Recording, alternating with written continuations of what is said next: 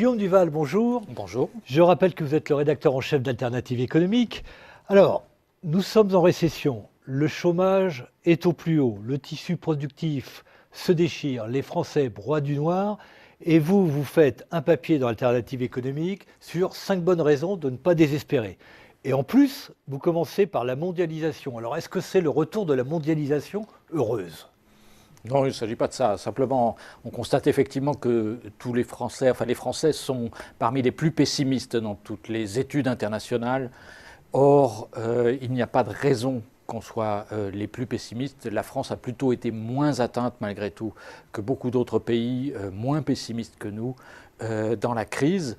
Or, ce pessimisme peut finir par être performatif, par être autoréalisateur. Donc, quand on est pessimiste, on n'investit pas, on n'innove pas, on ne bouge pas, et ça risque d'aggraver nos problèmes. Donc, un facteur psychologique national, en quelque sorte. Oui, que nous souhaiterions limiter. Donc, sur la mondialisation, oui, les Français croient, pensent que la mondialisation est à l'origine de leurs problèmes actuels et qu'elle va continuer à miner leur modèle social. Je pense qu'il y a des raisons de penser que ça puisse aller différemment au cours des prochaines années. Donc on a vu par exemple avec l'affaire du Rana Plaza, donc au Bangladesh, cet immeuble qui s'était effondré. Suite à cela, donc les multinationales ont été obligées d'accepter des mesures assez contraignantes en matière de contrôle des conditions de travail dans les usines. Donc ça peut changer sur ce plan-là. Les multinationales peuvent être amenées à changer de comportement. Oui, alors justement, je vous ai lu très attentivement. Et vous dites les déséquilibres de la mondialisation tiennent en grande partie aux multinationales. Et puis vous concluez un petit peu en disant c'est grâce aux multinationales qu'on va s'en sortir, parce qu'elles vont changer de comportement. Je ne dis pas que c'est grâce aux multinationales qu'on va s'en sortir, mais je pense qu'il y a plusieurs raisons de penser qu'elles vont être amenées à changer de comportement. La mobilisation des citoyens d'une part, et d'autre part aussi l'émergence des multinationales des pays émergents, justement des multinationales chinoises. Jusqu'ici, les multinationales occidentales ont été très opposées à ce qu'on mette des conditions sociales et environnementales minimales contraignantes à l'échelle mondiale. Je pense qu'elles vont devenir demandeuses de ces choses-là pour faire face à la concurrence des multinationales chinoises en particulier. L'autre chose qu'on voit bien... Donc l'apparition de multinationales citoyennes par intérêt économique, en quelque sorte.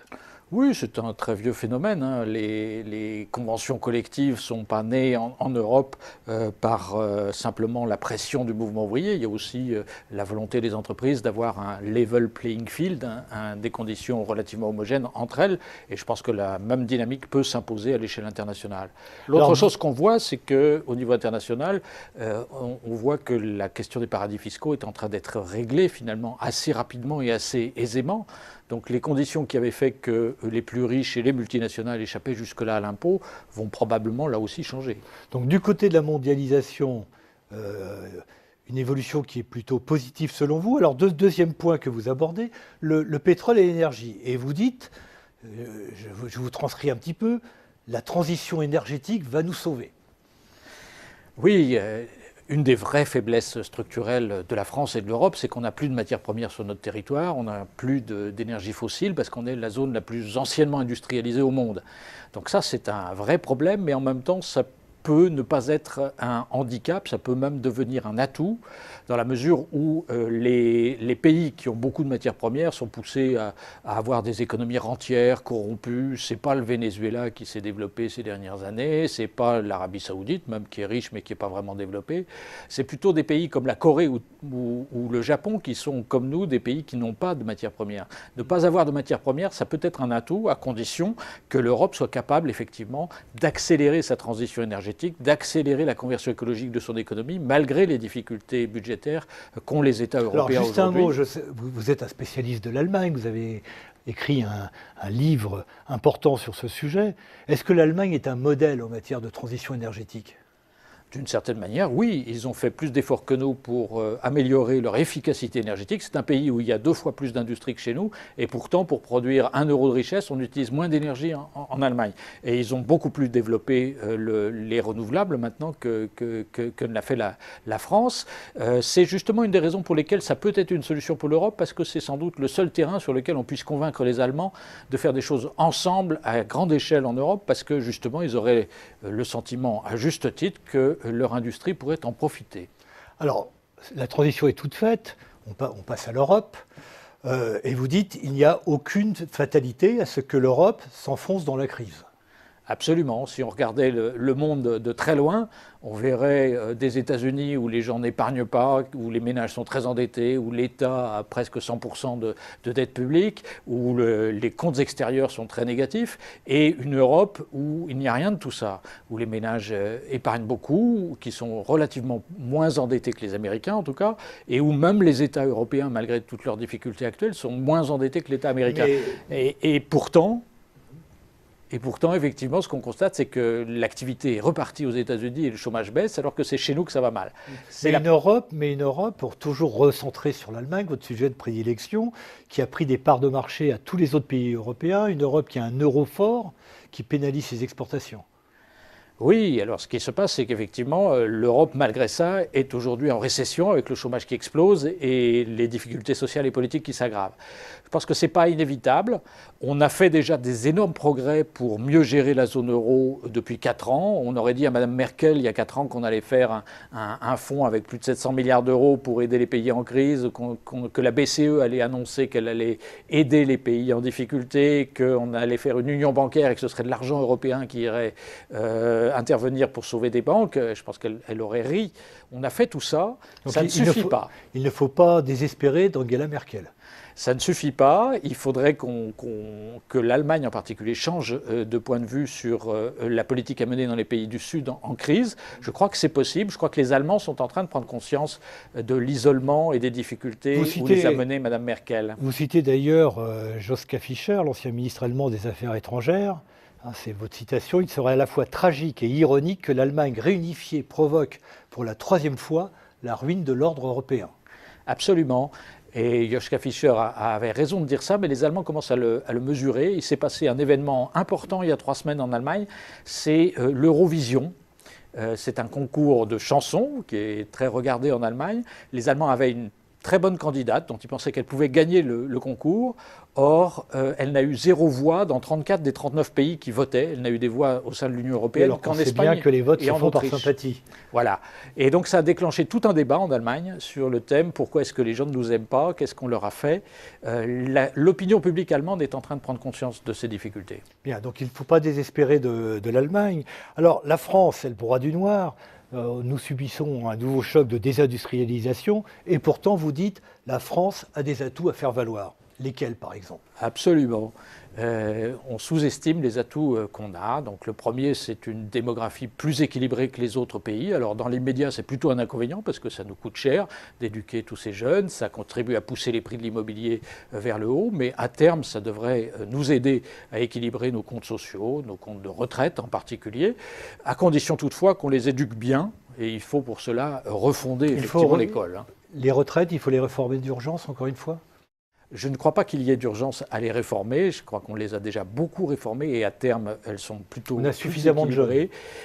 On a suffisamment de jeunes. Il faut combler un trou qui s'est creusé à court terme, mais sans aggraver les choses au niveau des futurs retraités en particulier, auxquels on a déjà beaucoup demandé. Dans les atouts de la France, vous insistez dans votre article sur la culture. Donc il faut défendre cette exception culturelle.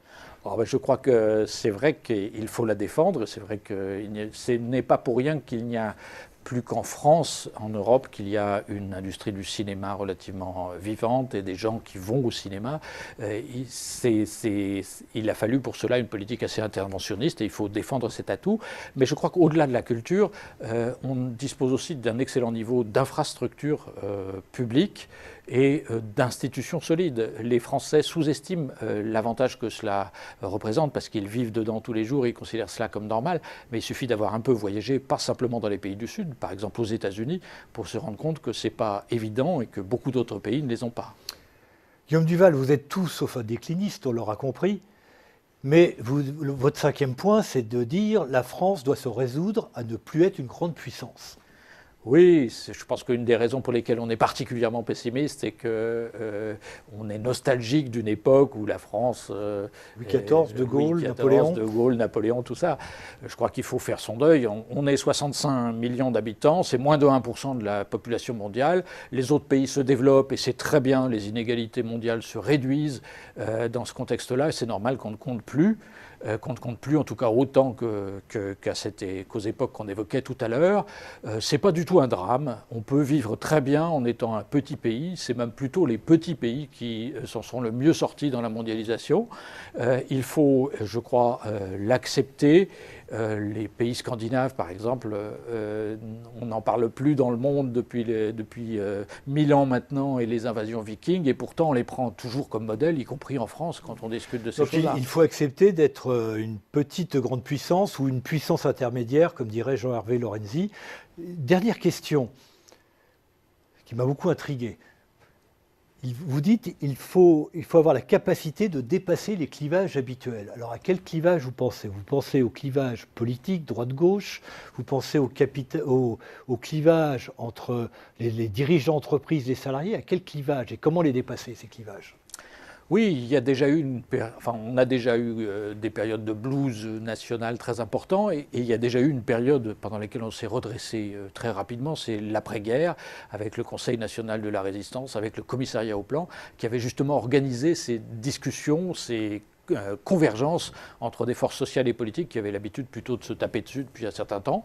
Je crois qu'il faut qu'on retrouve cet esprit. Alors effectivement, ça concerne d'abord les relations entre dirigeants d'entreprise et salariés.